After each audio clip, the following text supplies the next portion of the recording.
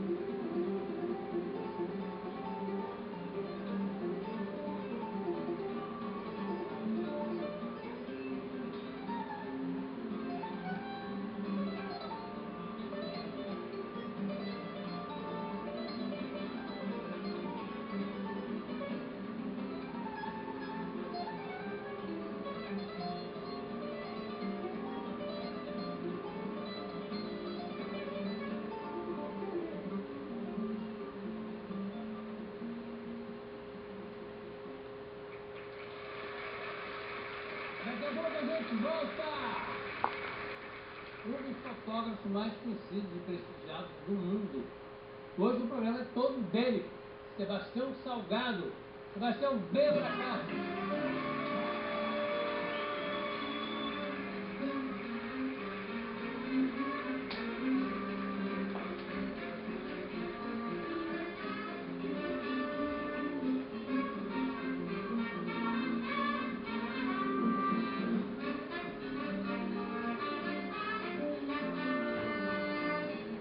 Quanto tempo, menino? Muitos anos, né? Aliás, pessoalmente, eu acho que foi em Paris a última vez, não foi? Eu tenho a impressão que sim, bastante tempo. Mas você está ótimo. Apesar de todas as aventuras da sua vida como fotógrafo, né? Você não agora, hoje eu só estranhei uma coisa. Você estava sentadinho ali, mas não estava com a cara laica aqui, assim. Você anda sempre com ela. Exatamente. Né? Hoje não... Não, hoje a máquina ficou no hotel. Mas está lá. Tá, aí. Esse livro aqui, eu acho que é um dos trabalhos mais impressionantes que eu vi na minha vida. Realmente, depois eu pedi para você autografar para mim, porque realmente, como é que você...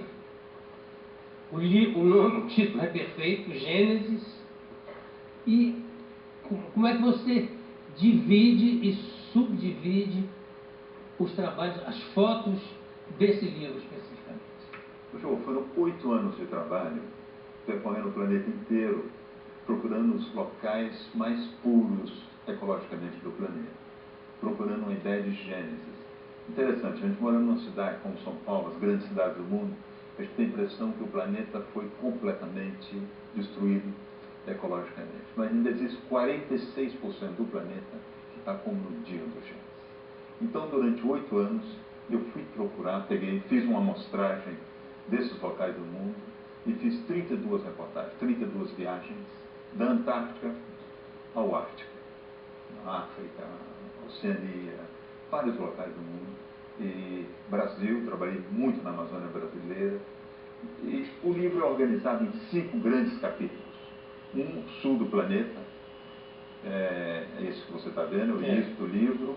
Outro são os santuários, Galápagos, Madagascar,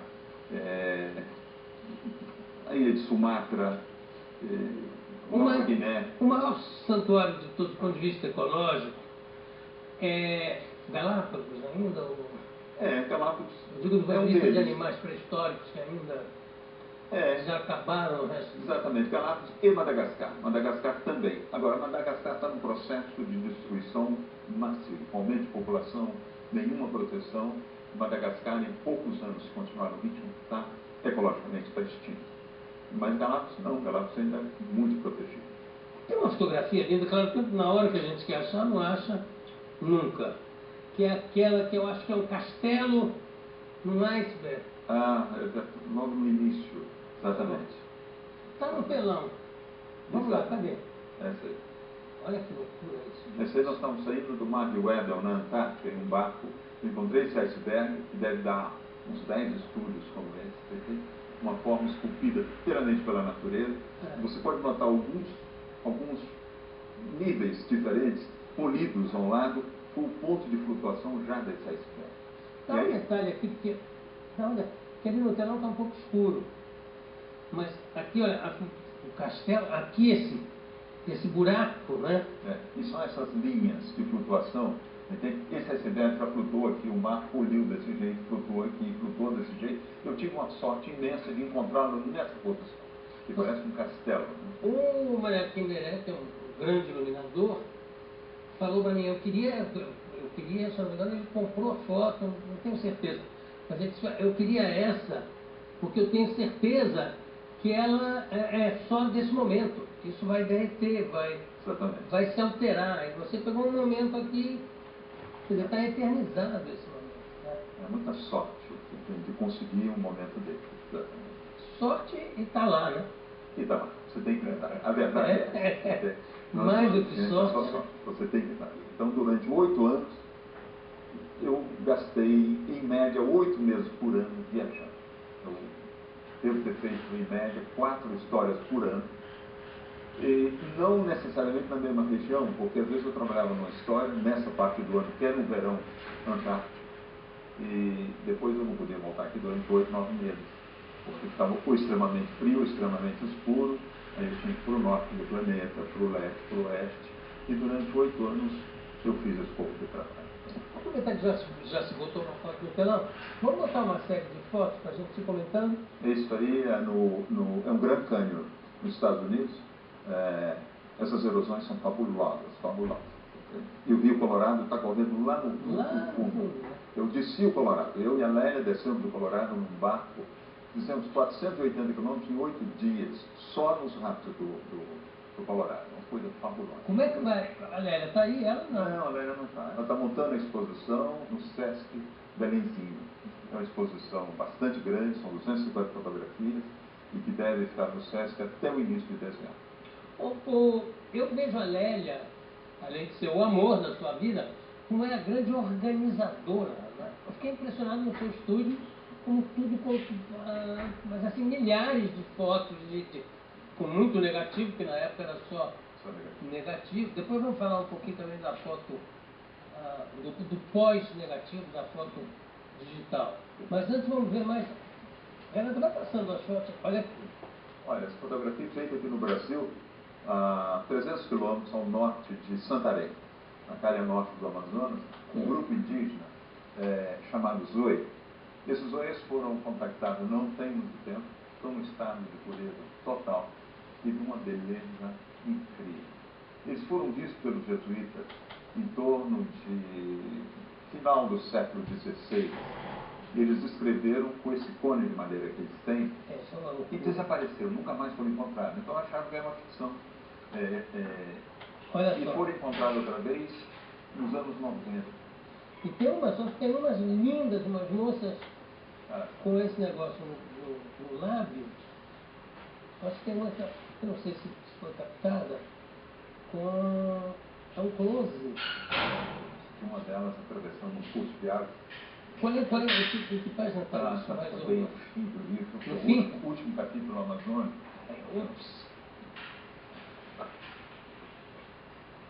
Cada foto aqui é um... Está nesse capítulo, agora tem, não sei, tem que andar talvez um pouco mais ao fim. Você acha um grupo de isso é no Alto Xingu, no Brasil também. É depois daqui? Exatamente. Olha que coisa espetacular isso, gente.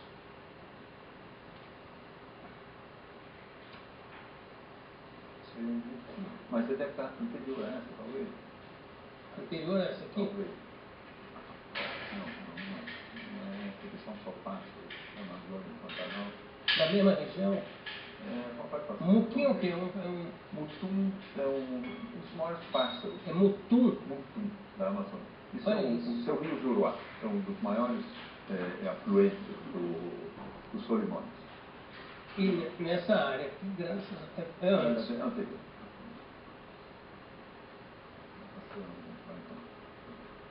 Ainda para cá, né?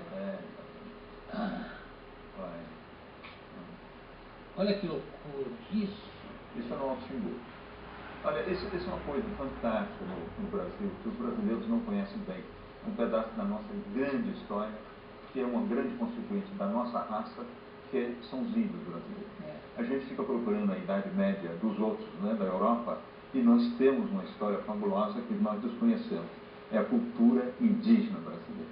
Eu acho que faz parte do que nós temos que recuperar atualmente, né? Nós temos que identificar, nós temos que proteger. Agora, Sebastião, você viu que descobriram agora... Puta aqui. Não é? Não. Vai estar próximo, passa uma mais. Essa é linda. Eu acho que é depois dessa, seguramente. né? Essa é linda. Não é. Volta, continua. É engraçado que sempre que a gente quer achar uma foto especial... Olha aqui, olha que loucura. Isso é no Alto Xingu, no Brasil. Você vê que realmente não teve contato com a civilização branca, porque você vê que o corpo dele é absolutamente perfeito, não tem... Eles tiveram contato, mas protegeram a cultura deles. Digamos, contato sem ser subordinado. Muito digno, uma coisa fabulosa. Olha aqui. Impressionante isso. Estou aqui. Essa aqui. Olha que coisa impressionante. Agora, na hora de fotografar, tem alguma preparação? Como é que é? Não, olha, João, é uma evidência. Eu passei com esse grupo indígena mais ou menos 2 meses. Eles têm 8 aldeias, eu tive a oportunidade, a FUNAI me autorizou a fazer uma viagem em todas as aldeias. Então eu fui levado por eles, vivi com eles durante 2 meses. E é uma forma de vida, né? Você começa a conviver, participar de manhã à noite e a vida normal deles. E comendo as mesmas coisas que eles comem? Não, a FUNAI pediu que não. Pediu que eu levasse a minha alimentação e que eu também não transmitisse a minha deles, nem pegasse deles para mim. Mas eles se alimentam muito bem. São caçadores, coletores e a floresta fornece absolutamente tudo para mim. Eles me ofereceram muitas frutas maravilhosas, silvestres, incríveis. Eles, por exemplo, a castanha do Pará, que são as árvores mais altas aqui, chegam a árvores a 40, 50 metros de altura. Eles coletam a castanha do Pará, eles ralam, espremem o caldo e misturam com farinha de mandioca. Porque o único produto que eles produzem é a mandioca, né, que é nativa dessa região do mundo, e o suco da castanha do Pará com a farinha de mandioca, você toma, você pode andar o dia inteiro, você tem uma reserva de energia fabulosa. Você viu que descobriram agora uma tribo, um grupo de uma tribo, que não tinha tido nenhum contato ainda com os brancos, né? Olha, na Amazônia brasileira, eu terminei um trabalho agora, no mês de junho, nós fizemos com a Miriam Leitão, um trabalho com os índios da Uá, no norte do Maranhão. Eles possuem um território que hoje está inteiramente cercado de floresta. Território relativamente grande ainda, um território que está sendo invadido, violado, mas lá dentro ainda tem 3 grupos que nunca foram contactados. É uma coisa fabulosa. Quando você imagina que em torno tem fazendas relativamente modernas, com tratores, caminhonetes, telefone, o que você quiser. E lá dentro tem grupos que vivem ainda na idade da pedra, que nunca foram contactados. Existem mais de 100 grupos na Amazônia brasileira de índios isolados que não foram contactados. Isso é uma loucura. E outra coisa que me chamou a atenção no vídeo que fizeram é o menininho que dá o sinal de que tem gente olhando, que ele fala tapiô, tapiô, acho que é isso, que quer dizer inimigo. Quer dizer, eles já sabem, não conhecem, mas já sabem que qualquer invasão ali... Eles estão ameaçados, estão muito ameaçados. E hoje, essa reportagem que nós fizemos foi publicada no jornal Globo agora, 3 semanas atrás. O Globo deu uma capa no domingo, deu outra capa na segunda-feira, 7 páginas no diário, e com um texto maravilhoso, inclusive chamando a atenção do Brasil inteiro para a proteção dessas terras e dessas culturas indígenas. Às vezes as pessoas falam que, olha, é terra demais para tão pouco índio dela. Mas essas terras são de nós todos, são as terras da União, são terras do Brasil, terra dos seus filhos, terra dos seus netos, dos seus bisnetos, que nós temos que proteger. E os índios são os guardiões dessa terra.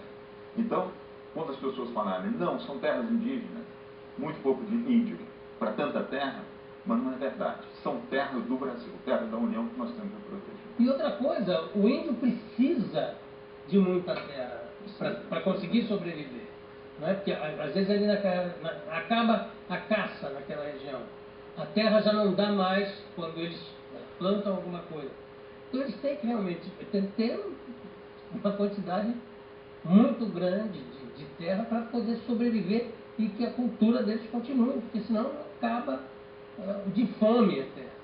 Exatamente. Eu encontrei casos de fome agora no norte do Maranhão, de índios que perderam o campo de caça, foram colocados em outra floresta que eles não conhecem, eles não conseguem caçar. Então, eu acho que é uma questão muito séria que tem que ser debatida no Brasil.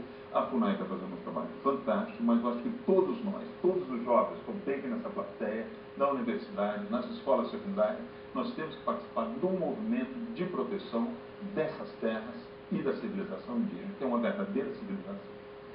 Bom, nós vamos continuar aqui com o Tchau Salgado. Eu vou chamar a nossa vinheta e vamos partir para o segundo bloco. Então, aqui ao meu lado, Sebastião Salgado. Eu queria abrir o bloco pedindo que ele conte uma história que me foi contada pelo Jairo Golfos, que é um fotógrafo casado com a Gabriela Duarte. Eu queria que ele confirmasse essa história, que é uma história assim realmente legendária. Você estava na África, foi confundido com o francês. Como é que é a história? Conta pra gente. Eu estava, foi na época, em 1994, na época do grande genocídio que aconteceu no Ruanda. Foi o início do genocídio, com grande quantidade de populações abandonando o Ruanda, entrando na Tanzânia, e eu estava trabalhando nesse campo de refugiados, fui em direção à Tanzânia, à fronteira, e vejo um grande grupo de pessoas saindo de dentro da savana, né? E a pé, eu paro o carro e perguntei de onde eles vinham. Então, olha, estão cruzando no rio Acagueira, que é um rio que separa os dois países, e uma quantidade de refugiados. Eu falei, olha, eu parei o carro, falei, vou continuar. Consegui ali um guia que falava francês, para a língua veicular do Ruanda, e nós seguimos em direção a onde esse grupo contrário ao que o grupo estava saindo. Fizemos 10 quilômetros a pé e chegamos na beira do rio. Uma coisa terrível, um número de mortos que passaram no rio. Nos redemoinhos faltavam 10, 15 pessoas assassinadas e a água continuava. Cadáveres. E eu via que chegava um barco cheio de gente, um barco a remo, e voltava vazio. Aí eu comecei, com o meu tradutor, solicitar às pessoas, né, se eu podia voltar nesse barco, que eu queria fazer o que estava acontecendo do outro lado. E eles me informaram que estava havendo uma chacina do outro lado. E no momento, olha, meu tradutor, ele estava pálido. Nós estávamos cercados com as 10 pessoas, com os facões na mão, e ele falou comigo, eles vão me matar. Eu falei, por quê? Eles estão pensando que você é francês, que você está querendo passar para o outro lado, porque são os Hutus que estão do outro lado, assassinando os Tutsis, e achando que você é francês é aliado dos outros. E eu senti que realmente nós estávamos em perigo. Eu falei, olha, gente, tirei a mão no meu bolso, tirei um passaporte brasileiro, falei, eu sou brasileiro, da terra do Pelé. Quando eu falei o nome do Pelé, acabou. Houve uma descontração total. Entende? O Pelé me salvou aqui. Eu nunca encontrei com o Pelé, mas eu tive que encontrar para dar um abraço nele e agradecer, porque ele me salvou aqui. E a partir desse momento, houve uma descontração, mas nós não ficamos muito tempo. Eu falei, olha, então não passo mais o Rio, vamos voltar, vamos encontrar todos no campo de refugiados, e nós saímos. Com o facão na mão e tudo, Pelé. Isso realmente é para entrar nos anais da história do futebol brasileiro. Imagina hoje, se você grita o nome de algum craque, eles vão lá e matam você. Que maldade. Eu também quero abordar um fato que eu acho que foi um ponto importantíssimo na tua vida como fotógrafo, ter estado no momento certo, na hora certa, quando aconteceu o atentado ao Ronald Reagan, que a sua fotografia foi foi a única, eu acho, que pegou. Não foi a única, nós éramos 4 fotógrafos. Mais bem colocado. Então, eu tive uma sorte. Eu estava fazendo um retrato do presidente Reagan para o New York Times. E o New York Times Magazine, eu tinha que cobrir 12 páginas da revista, mais uma capa. Então eu tinha que trabalhar muito. Cheguei na Casa Branca, me apresentei, começo a trabalhar e tudo. Isso foi num sábado. Na segunda-feira, o presidente Reagan ia fazer uma conferência no Hotel Reagan, no Hotel Hilton de Washington, e eu queria ir. E o pessoal da segurança falou: olha, Salgado, para a Casa Branca você pode fazer tudo. Fora da Casa Branca, nós não podemos te acreditar. Eu falei: olha, mas eu tenho que ir, insistir muito. Falei: vamos te dar um agente de segurança? E me deram um agente do FBI. E eu tinha que ir com esse agente, ele ia me protegendo, eu não tinha nenhuma credencial especial, mas o agente podia me fazer circular.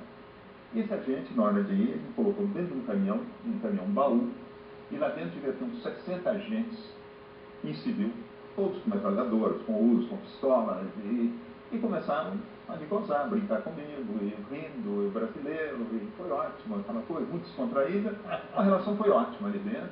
Chegando até o Hotel Hilton, fotografei um momento, eu vejo no fundo da sala, 2 fotógrafos, deslocando, e eu falei com o meu agente: eu quero ir com aqueles fotógrafos. Ele falou: ali você não pode, porque são os fotógrafos, os únicos que estão autorizados ao lado do presidente Reagan, não eram 3, eram do Associated Press, da agência da United Press International, outra grande agência americana, e do Time Magazine. Aqueles 3 fotógrafos vão fazer as fotografias, porque eles tivessem distribuídas gratuitamente no mundo inteiro. Eles são os únicos autorizados. Eu falei: como é que eu posso estar na porta do hotel quando o presidente Reagan for sair? Ele falou: olha, você tem que dar a volta dentro do hotel. Eu comecei a correr. E ele era muito gordo. Ele corria atrás de mim com muita dificuldade, com uma placa do FBI na mão, gritando: FBI, FBI. E falando comigo: olha, você não corre perto de um presidente americano, então as pessoas podem atirar em você. Eu falei: olha, você está com proteger, você correndo, cansadíssimo. Chegando na porta do hotel, quando eu fiz a primeira, vi o presidente, fui chegando correndo, o presidente estava saindo. Eu fiz a primeira fotografia e escutei os tiros. Uma série de tiros. No início eu pensei que eram foguetes, acostumado com o presidente latino-americano, africano, com essa grande festa quando se tem um presidente, e imediatamente eu realizei que eram tiros, foram 7 tiros. E como eu estava correndo, quem estava fazendo a proteção em torno do presidente, ali da saída do presidente, eram meus amigos de dentro do caminhão baú. E eles me permitiram entrar. Então eu fui o único fotógrafo que fotografou de perto. Os outros 3 fotógrafos estavam atrás do carro presidencial, fizeram todos a mesma foto, e eu pude fotografar todos os detalhes. Então, a gente tem 3 fotos aqui. Vamos ver, por favor. A primeira, né? Depois.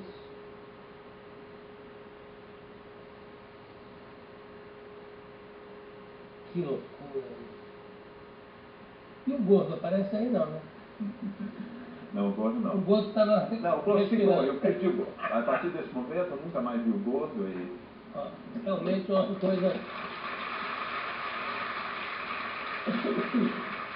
Essas fotos eram para o New York Times ou... Não, era para o New York Times. Não, era para o New York Times. O New York Times, eu estava fazendo para a revista, que é um suplemento do New York Times, mas o cotidiano pensou das fotos no outro dia, da audiência, elas foram transformadas em... eu estava fotografando em cor. Eu sou fotógrafo preto e branco e fiz fotografias em cor. Elas foram transformadas em preto e branco para o cotidiano, então eu fiquei livre da venda das fotografias. E eu trabalhava para a agência Magnum nesse momento, e a agência Magnum distribuiu e vendeu as fotografias no mundo inteiro. Maravilha. Quer dizer, agora, também se deve ao senso, você fala em sorte, eu acho que é um senso de oportunidade também, né? Você tem que dar, você tem uma certa sorte de você fazer a fotografia, mas na realidade você tem 100% razão. Você tem que estar presente, você tem que gostar de fazer o que você gosta e fotografar de manhã à noite. E quando você faz isso, em qualquer situação, as coisas acontecem em frente de você. Então, no caso do presidente Reagan, eu insisti para ir, eu queria ir, era a minha história, e aconteceu. Né? Foi a primeira vez que eu fiz uma viagem em Washington. Eu não conhecia o Washington. Depois do atentado, acabou, o carro que eu vim foi embora, eu perdi todo mundo, e eu não tinha nem um tostão no bolso. Eu estava trabalhando na Casa Branca, meu hotel ao lado, tinha deixado tudo no hotel. Eu levei 1h30 para chegar de volta na Casa Branca, perguntando a direção da Casa Branca para chegar. Fui a pé, porque eu não tinha dinheiro para pegar um táxi, mas o carro oficial foi embora. Mas, quer dizer, você tem que estar presente. Essas fotografias que eu fiz durante 8 anos, eu passei, em média, 2 meses em cada uma das reportagens. Eu fiz, em média, 4 por ano. Na realidade, durante 8 anos, eu passei mais de 5 anos e meio fotografando, só viajando. Agora, é um prazer imenso você também fotografar. Para fotografar, você tem que gostar muito do que está fazendo. Vamos ver mais fotos do Gênesis, que a gente mostrou pouco. Olha que loucura. Olha, essa fotografia foi feita muito perto do Brasil. É um local que os brasileiros conhecem pouco, que é a Península Valdez, na Argentina. Essas baleias são as baleias brancas austral. Elas são as segunda maiores baleias do mundo. Essa baleia aí, por exemplo, deve pesar uns 40 toneladas, deve ter uns 30 metros de comprimento. A largura aí dessa cauda são 7 metros. E você estava onde? Eu estava num barco, ao lado. Essa baleia ficou muito amiga nossa. É verdade. Ela chegava ao barco, como ela vinha, os primeiros dias não, depois aos poucos ela foi se aproximando, nós fomos ficando amigos. Ela chegava ao barco como um cachorrinho. Entendeu? Eu passava a mão, ela vinha, nunca tocou no barco. Ela sabia que pela potência dela, se ela tomasse no barco, o barco nosso tinha 7 metros, ela pudesse ir no barco. E ela, qual era o tamanho dela? Uns 30 metros de comprimento. Uma massa fabulosa, fabulosa. Vamos mais. Isso aí, nós recebemos um ataque desse elefante na Zâmbia, e aí ele está se retirando depois do ataque. Né? Mas e no ataque, o que aconteceu? Vocês... Olha, o chofé, nós tínhamos um Land Rover aberto, fotografando. Quando ele atacou, ele deu uma macharreta uns 400 metros. Senão ele entra e destrói o carro. E era um elefante grande? Aqui não grande, um elefante grande. Um elefante já adulto, está vendo as presas dele na frente?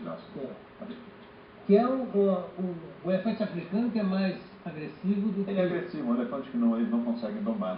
O elefante asiático, eles domam, é um elefante de trabalho, ao passo que o elefante africano não, é um elefante bem selvagem. É um animal bem selvagem. É o animal que mais mata pessoas na África.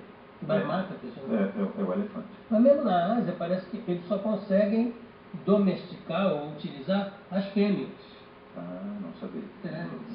Você diz informações de circo, tudo. Só a fêmea, porque o macho não consegue. Não consegue. Vamos mais. Isso foi feito nas Ilhas Sanduíche do Sul. Um grupo de ilhas, são 9 ilhas, você pega as Ilhas Malvinas, depois você tem a Geórgia do Sul e depois as Ilhas Sanduíche. Está mais ou menos a meia distância da África e da América do Sul, projetado sobre a Antártica, já está dentro do Círculo Polar Antártico. Isso aí é um iceberg, um grupo de pinguins que estão descansando no iceberg, e eu consegui essa fotografia. Vamos lá. Isso é na ilha de Sumatra, nas Ilhas Mentawai, que faz parte do arquipélago de Sumatra, uma tribo assim no estado de pureza muito grande. Vai, Renata, vai virando para a gente. Isso no Vale do Omo, na África, no sul da Etiópia, são tribos, talvez das tribos mais puras da África. Eles têm algum grilo na hora que você fotografa? Tem que falar antes? Não, nem tanto, senhor, porque, como eu te falei, eu passo em média 2 meses com cada grupo desse. Então, eu vivo aí, passa a ser a minha casa, você entende? Já estão... Vamos mais. Isso aí é uma história complicada. Essa fotografia devia estar menos 40 graus. Eu fiz uma viagem com um grupo de nenetes, que são nômades, no norte da Sibéria. Nós saímos do sul do rio Obi, no mês de março, quando já está começando a primavera.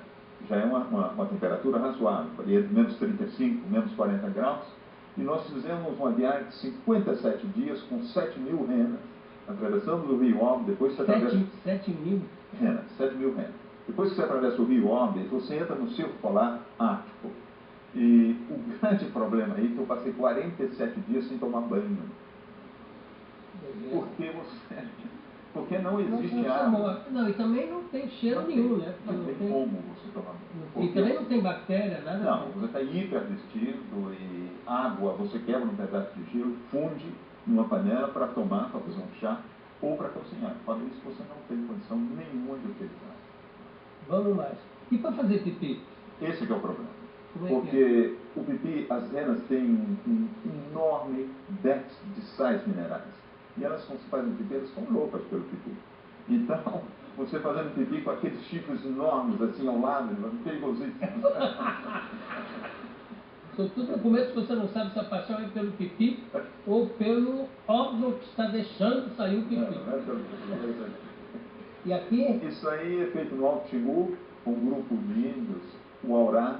Nós estamos saindo para uma pesca às 5h30 da manhã. Isso é para a preparação de uma festividade do Quarupi, que é uma das festas mais lindas que possui o Brasil. E eles recebem mais ou menos 1.000 a 1.200 convidados, e eles são obrigados a alimentar os convidados. Então, eles saem para a pesca e pescam durante 10, 15 dias, defumam os peixes e oferecem os peixes para os convidados. É uma coisa fabulosa. essa foto que está aqui na contracapa. Olha, isso aí é uma pata de uma iguana que eu fiz em Galápagos. Quando você vê uma iguana, você diz, olha, eu não tenho nada a ver com esse animal. Ele é muito mais próximo do dinossauro que do ser humano. E quando eu coloquei a lente, o olho no visor, e eu vi essa pata, eu vi que a iguana é minha prima. Na realidade, nós todos nascemos da mesma célula. E essas células evoluíram de uma outra, cada uma em um ecossistema diferente. E se eu projetar a minha vida para trás, eu vou chegar aí também. A iguana é minha prima. E quando se vê essa mão, é uma pata, é uma mão de um guerreiro da Idade Média, não é isso? Coberto com aquelas malhas. Com as malhas. Eu tive a mesma impressão, eu tive outra impressão também, que a primeira vez que eu olhei assim, falei, é um pé de galinha.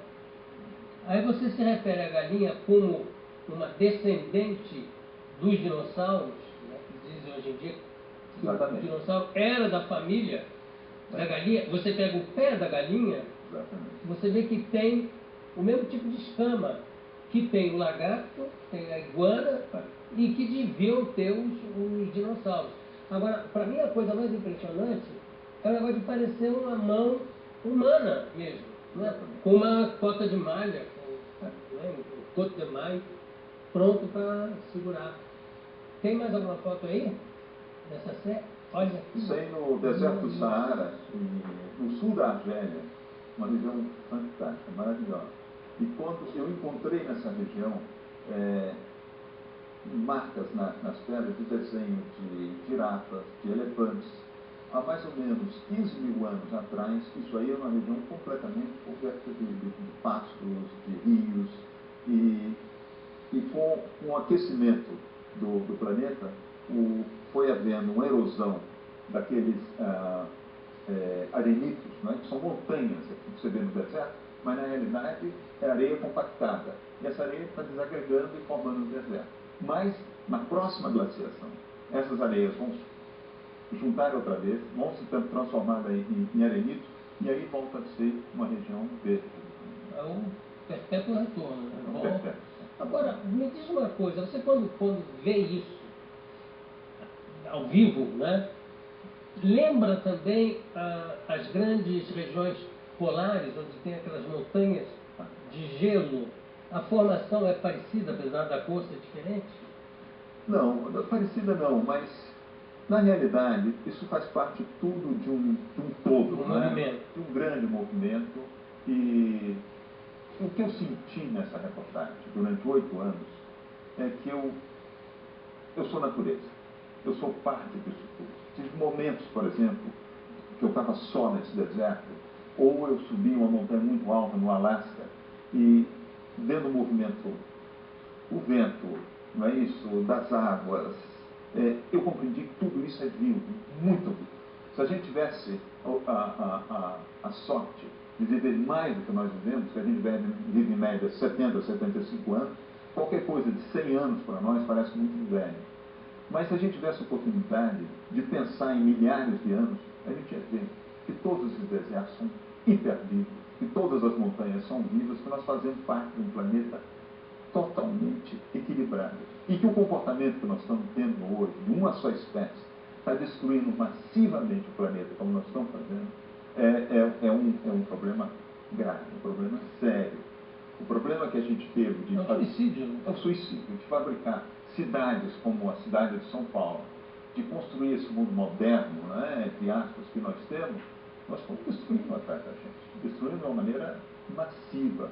E hoje, se a gente quiser sobreviver como espécie, nós temos que reconstruir uma parte do nosso espírito, para a gente poder viver em equilíbrio com a natureza, que nós somos natureza também. Senão a natureza, uma hora quis que a gente botar a gente para fora e ela refaz sozinha o que nós precisamos. Bom, então vamos dar mais uma paradinha e eu volto aqui com o Sebastião Salgado, que eu acho que precisava de 3 programas para começar a cobrir tudo o que esse homem fez, só nesse livro aqui, sem falar nas grandes expedições que ele fez, quando havia esses movimentos de população que eram chacinadas, que inclusive eu tive o privilégio de ver alguma das coisas em Paris, no ateliê dele, tudo organizado. Eu fiquei impressionado com a organização. Nesse bloco agora eu quero te perguntar também sobre a foto digital, se você mudou para digital, se continua nas duas, e como é que se faz para levar aquela organização toda que a tua mulher faz na hora que a foto passa a usar a foto digital. Vai, Viren, chama lá.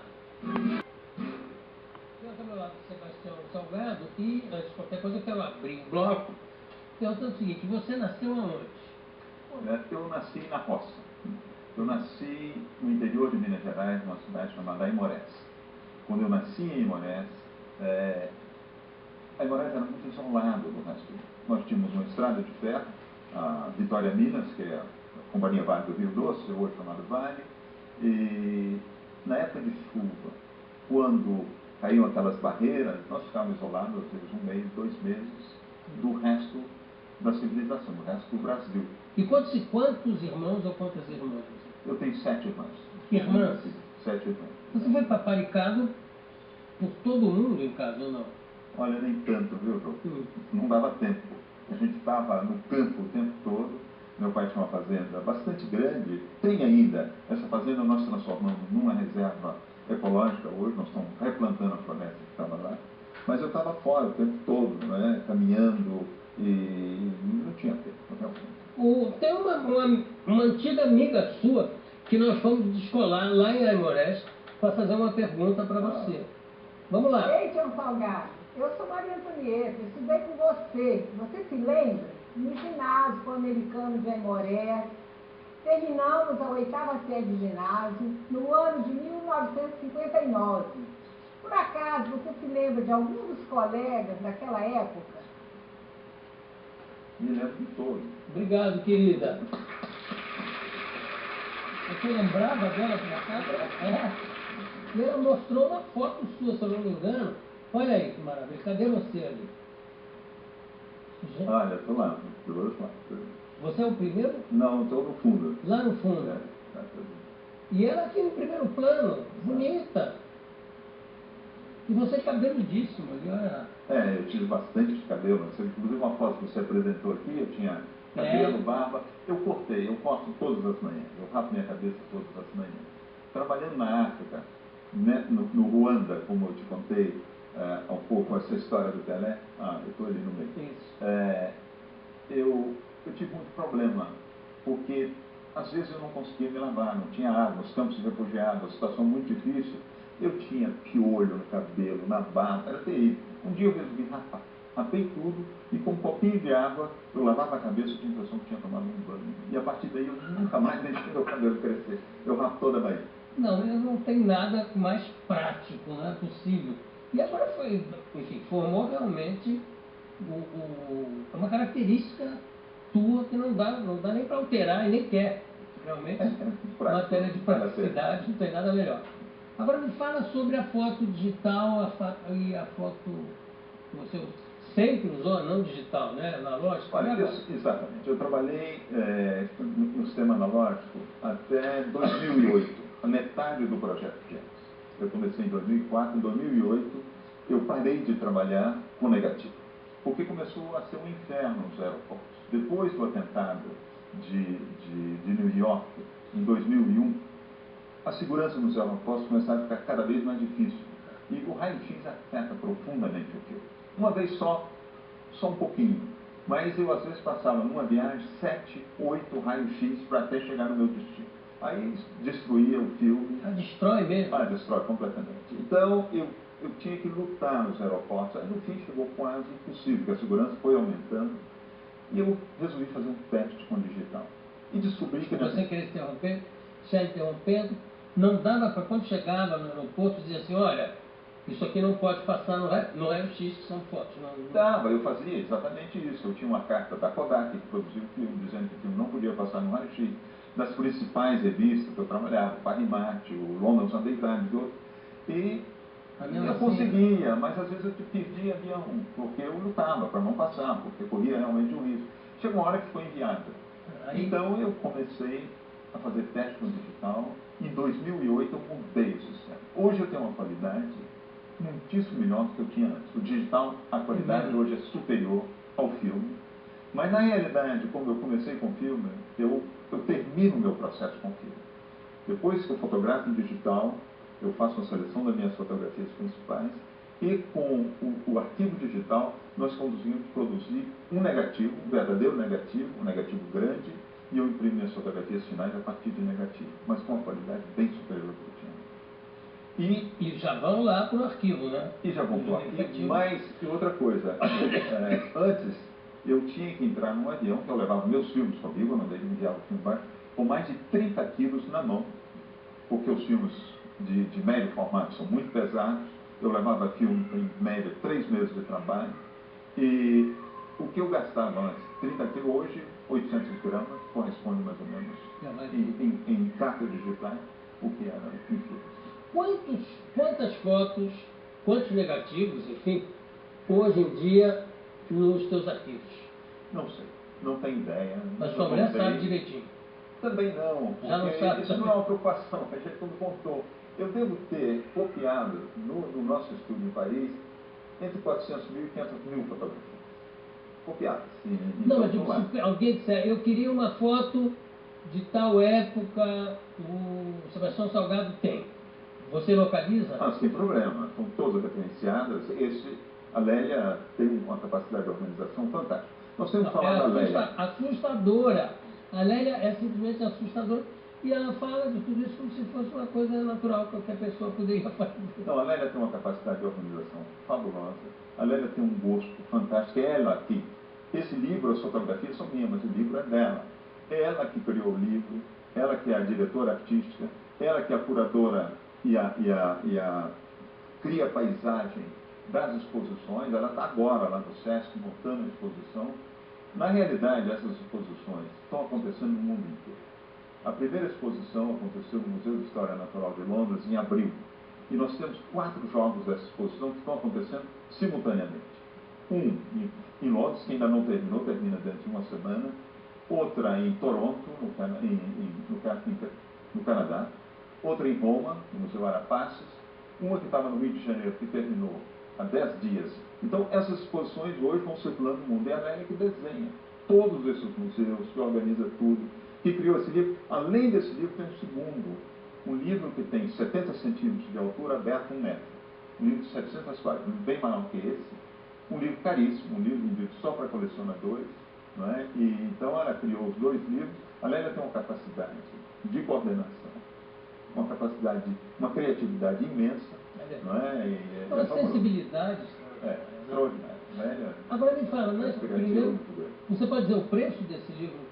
Olha, o outro livro tem 2 versões. Esse livro é muito barato. Esse livro custa em torno de 150, 170 reais. A gente fez um esforço muito grande.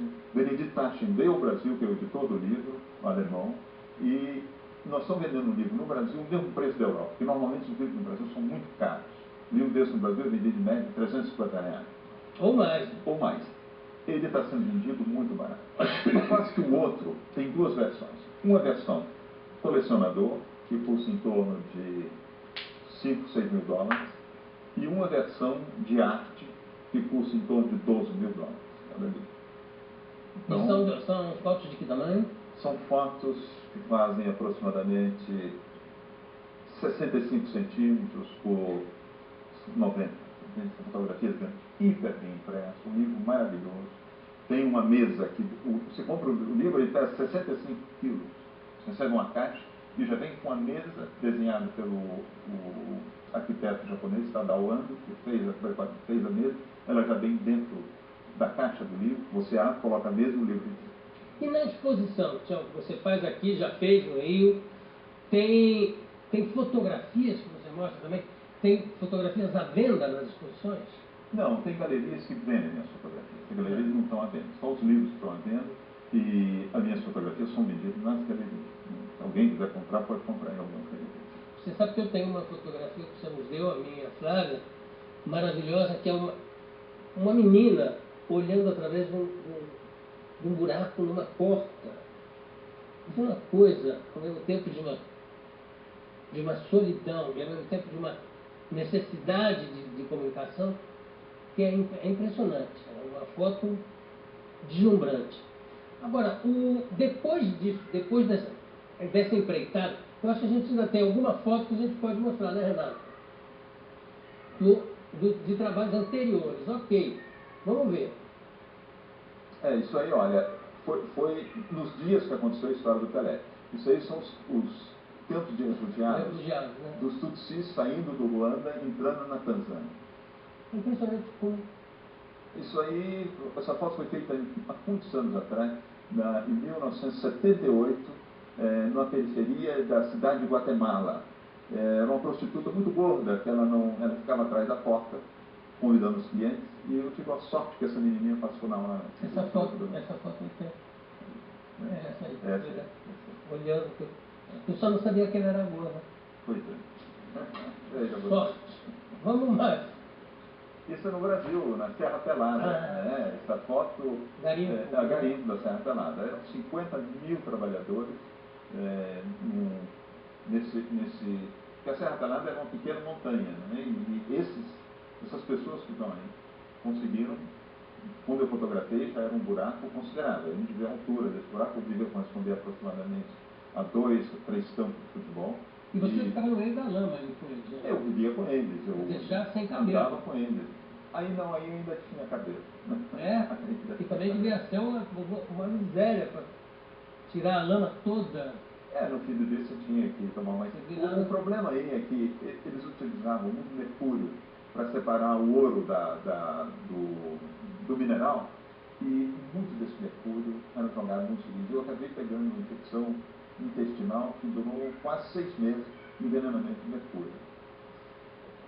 Vamos em frente. Isso aí, na época da guerra da ex-Jugoslávia, essa fotografia foi feita na fronteira entre a Croácia e a Bósnia. O campo de refugiados daí é um trem que está atrás. Esse trem não viajava, é um campo de refugiados. Vamos em frente. Essa foto feita no México, em 1980, eles estão levando madeira para uma feira, e eles têm a impressão que eles estão levando os caixões deles. Exatamente. Vamos mais? Serra Pelada, outra vez. Aí você tem ideia do número de pessoas. A gente vê atrás, olha, tem aqueles pequenos quadrados cortados na terra, uma concessão.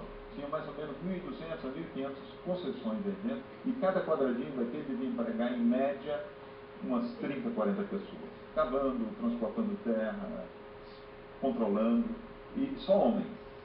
Mais ou menos 50 mil homens cometidos aqui. As mulheres eram proibidas. Tá? Vamos mais. Isso aí no Vietnã, isso aí a praia de Bung Tau no Vietnã, de onde saíram quase todos os refugiados nesses botinhos, fugindo, abandonando o Vietnã na época da repressão muito dura do comunismo, indo em direção aos outros países da Ásia. Vai, Renato. Isso aí feito aqui no Brasil, no Nordeste, em Juazeiro do Norte. Na Índia, uma mina de carvão na Índia, no estado de Bihar, você vê que a única coisa que não é pintada de preto aí são os olhos, que você faz um movimento com os cílios, que vai limpando, e o lábio que é a saliva limpa. Obrigado, Renato. Me diz uma coisa, Sebastião, tem algum lugar do mundo que você ainda não foi? Não, tem muito. Tem muitos lugares. Eu conheço mais ou menos uns 130 países. o mundo deve ter aproximadamente uns 170, 175. Então tá, vamos falar regiões. As regiões eu conheço todas. Você falou quantos você vai? 140? 130 países, mas não sei. E tem 175, falta muito. Mais umas 2 semanas, mais ou menos. Região você põe em todas.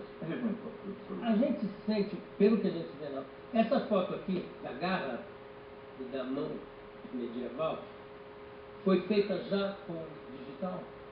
Não, essa é filme ainda, esse ainda é feito, absolutamente. Mas a fotografia da capa é feita com digital. Entende? Você sabe o que eu acho maravilhoso? É o reconhecimento que o digital consegue ter uma qualidade maior ainda, porque você mesmo no analógico achava insuperável a qualidade. Pois é, eu também pensava que seria insuperável e hoje conseguiram hoje uma qualidade fabulosa.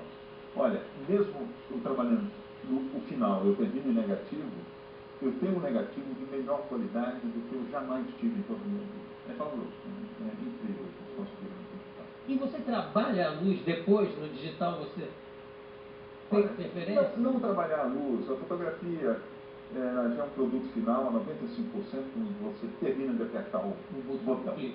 Mas depois, no laboratório, eles restituem o que eu vi. Essa luz, por exemplo, que está na capa do livro, foi o que eu senti sozinho, sentado no alto dessa montanha, no Alasca. Isso é o Brooks Run, no Alasca. Entende? Então, o laboratorista, são os laboratoristas que trabalham comigo já há muitos anos, então eu vou trabalhando com ele no laboratório até restituir exatamente a luz que eu vi. Mas ela já está no negativo, nada é adicionado, tudo está ali. Eu só quero que ele me devolva exatamente o sentimento que eu tive naquela hora. É muito mais um estado de espírito do que só uma fotografia. A editora é Taxa. Taxa. Sebastião, a exposição Gênesis vai ficar em cartaz até o dia 1º de dezembro, de terça a domingo, no Sesc Belenzinho, em São Paulo, com patrocínio Vale. Sebastião, prazer enorme ter você aqui. Já estava com saudades. Obrigado mesmo. E beijão na Lélia, por favor. Foi um prazer. E daqui a pouco a gente volta. Travou.